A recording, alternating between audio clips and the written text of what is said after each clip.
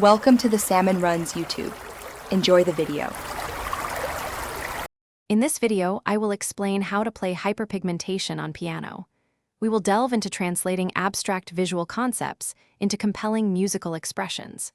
This involves exploring unique harmonic structures and rhythmic patterns to evoke a sense of unevenness and depth.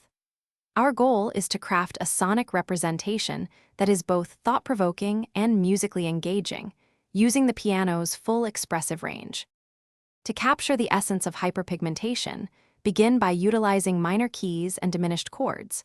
These provide a naturally darker and more introspective sound.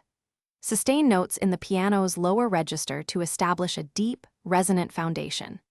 Introduce dissonant intervals, such as a minor second or tritone, layering them subtly to create a sense of unevenness and a slightly unsettling, yet intriguing, texture within your composition. Next, focus on rhythmic and dynamic variations to mimic visual irregularity.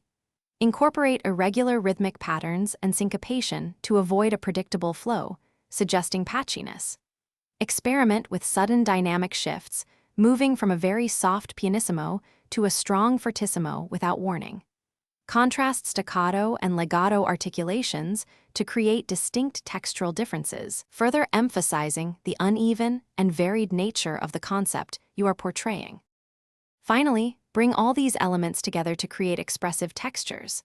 Combine various articulations, such as marcato and tenuto, for a richer, more complex sound palette.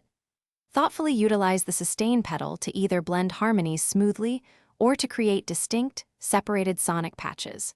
Remember to infuse your performance with emotional depth, allowing the music to convey the nuanced and multifaceted nature of the abstract concept you are interpreting. Thanks for watching. Consider subscribing if we helped you.